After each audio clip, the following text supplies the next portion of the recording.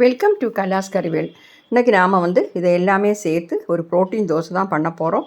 ஹெல்த்துக்கு ரொம்ப நல்லது, வெயிட் லாஸுக்கு நல்லது. கட்டாயம் நீங்கள் இதை பார்த்துட்டு ட்ரை பண்ணி பார்க்கணும். ஓகே, அதை எப்படி பண்ணுறதுங்கிறது பார்க்கலாம் வாங்க. அப்போ நாம் இன்றைக்கி பண்ணக்கூடிய அந்த ப்ரோட்டீன் தோசைக்காக நான் ஒரு அரை கப்பு பருப்பு முதல்ல சேர்க்குறேன். அதாவது சாம்பார் பருப்பு, நம்ம சாம்பார்லாம் வச்சுருக்கோமே, அது ஒரு அரை கப்பு சேர்த்துருக்கிறேன். நம்மளுக்கு எதெல்லாம் பருப்பு போட விருப்பமோ அந்த மாதிரி பருப்பு எல்லாமே சேர்த்துக்கலாம். ஓகே, அப்புறம் ஒரு அரை கப்பு கடலை பருப்பு சேர்க்குறேன். இனி இதில் நாம் ஒரு 1/4 கப்பு இந்த பயறு, பச்சை பயிறு இருக்கு அது மாதிரி பயறு, அப்புறம் 1/4 கப்பு உளுந்து பருப்பு சேர்க்குறேன். 1/4 கப்பு கடலை சேர்க்குறேன். இல்லை 1/4 கப்பு பயத்தம் பருப்பு சேர்த்துக்கலாம்.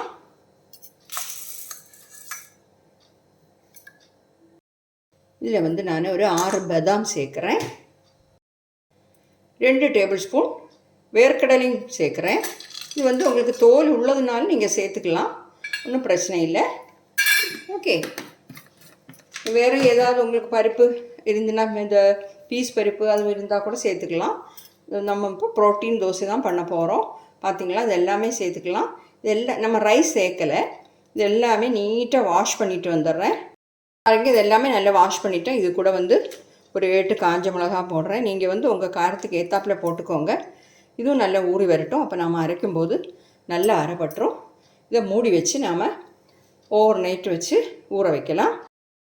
மூடி வச்சிடலாம். இப்போ உங்களுக்கு காலையில் ஊற போட்டு நீங்கள் சாயந்தரம் அதை அரைச்சி டின்னருக்கு கூட எடுத்துக்கலாம். அப்புறம் இது நான் இப்போ நைட்டில் ஊற போட்டிருக்கேன். காலையில் அரைச்சி நான் பிரேக்ஃபாஸ்ட் தான் இது எடுக்க போகிறேன்.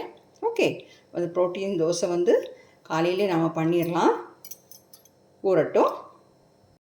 பாருங்கள், மறுநாள் காலையில் ஆகிடுச்சி. நம்ம ஊற போட்டது எல்லாமே நல்லா ஊறிடுச்சு.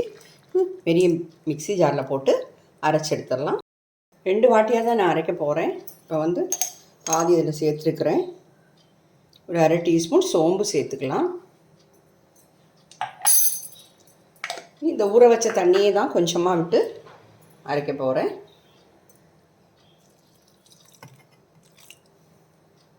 இது கூட வேணால் உங்களுக்கு சின்ன வெங்காயம், ஒரு 10 சின்ன வெங்காயம், அதே மாதிரி கொஞ்சம் கருவேப்பிலை, ஒரு துண்டு இஞ்சி எல்லாம் சேர்த்து அரைக்கலாம்.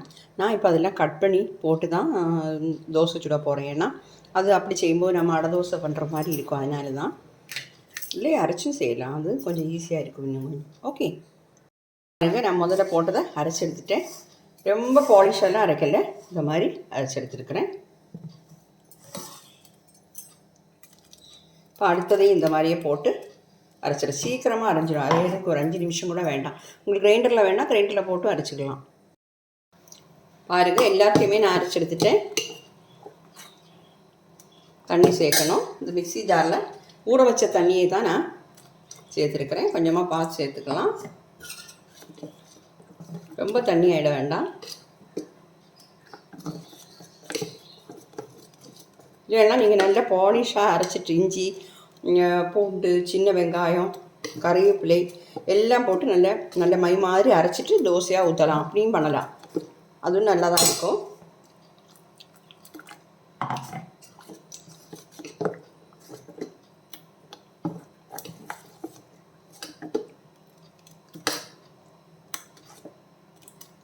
போதும். பாருங்கள், ஒரு 10 சின்ன வெங்காயம் பொடி பொடியாக கட் பண்ணி வச்சுருக்கிறேன். 1 இன்ச்சு நீளத்தில் இஞ்சி, கொஞ்சம் கருவேப்பிலை, 2 பச்சை மிளகாய். இது எல்லாமே நம்ம இந்த மாவுக்குள் சேர்த்துடலாம். உங்களுக்கு இவ்வளோ தேவையில்லைன்னா நீங்கள் கொஞ்சம் மாவு எடுத்து மாற்றி வேறொரு பாத்திரத்தில் வச்சுட்டு அப்புறமா இதை மிக்ஸ் பண்ணி அப்படி கூட செய்யலாம். ஃப்ரிட்ஜில் வச்சுருந்தா போதும், கெட்டு போகாமல் இருக்கும். 2 பேர்லாம் உள்ள வீட்டில் நீங்கள் இதோட பாதி அளவு எல்லாம் சேர்த்தாலும் போதும். ஓகே, இப்போ இதில் கொஞ்சமாக பெருங்காயத்தூள் சேர்த்துக்கலாம். கொஞ்சமாக சேர்த்தா போதும். ஒரு அரை டீஸ்பூன் கூட வேண்டாம், ஒரு 1/4 டீஸ்பூன் கூட போதும். அப்புறம் வந்து கொஞ்சம் உப்பு சேர்த்துட்டு அப்புறமா பார்த்து சேர்த்துக்கலாம். எல்லாத்தையுமா நல்லா மிக்ஸ் பண்ணிடலாம். எல்லாத்தையுமா நல்லா மிக்ஸ் பண்ணிவிட்டேன். நீ வந்து நம்ம தோசை பண்ணிடலாம். இது கூட நான் இப்போ கொஞ்சமாக முருங்கைக்கீரை சேர்க்குறேன். உங்களுக்கு வந்து இது கிடைக்கலன்னா நீங்கள் வந்து கொத்தமல்லி தழை சேர்த்தா போதும். அதையும் சேர்த்து நல்லா மிக்ஸ் பண்ணிடலாம். ஸ்டவ் ஆன் பண்ணி ஒரு தோசை பேன் வச்சுருக்கிறேன்.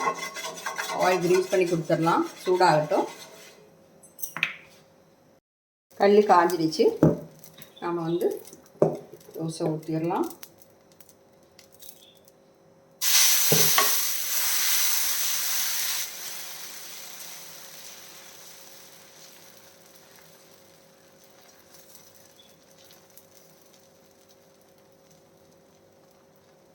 அருமையான ப்ரோட்டீன் தோசை வந்து நீங்கள் கட்டாயம் ட்ரை பண்ணி பார்க்கணும். வெயிட் லாஸுக்கு எல்லாம் கூட ரொம்ப நல்லது. ரொம்ப தின்னா பரத்த வேண்டாம். ஏன்னா நம்ம வந்து கொஞ்சம் குறகுறப்பாக தான் அரைச்சிருக்கிறோம். அதனால் இது வந்து ஒரு 1/4 டீஸ்பூன் நல்லெண்ணெய் வேணும்னா சேர்த்துக்கலாம். நீங்கள் வெயிட் லாஸுக்காக நீங்கள் பண்ணுறதா இருந்தால் அதை அவாய்ட் பண்ணிடலாம். நான் ஒரு 1/4 டீஸ்பூன் தான் சேர்க்குறேன். 1/4 டீஸ்பூன் கூட இல்லை, அதை விடையும் கம்மியாக தான் சேர்க்குறேன். மீடியம் ஃப்ளேமில் வச்சு நம்ம பண்ணிடலாம். இந்த ஒரு சைடு நல்லா வெந்ததுக்கப்புறம் நாம் திருப்பி போட்டுடலாம். பாருங்கள், ஒரு சைடு நல்லா சவுந்துடுச்சு. அதை மறு சைடும் இந்த மாதிரி நல்லா சவுந்த உடனே நம்ம மாற்றிடலாம். இன்னும் கொஞ்சம் எண்ணெய் வேணும்னா நீங்கள் சேர்த்துக்கலாம். 2-3 வாட்டி திருப்பி போட்டு நாம் வேக வச்சு எடுத்துடலாம். பாருங்கள், மறு சைடும் நல்லா செவந்துடுச்சு. நாம் வந்து இப்போ மாற்றிடலாம்.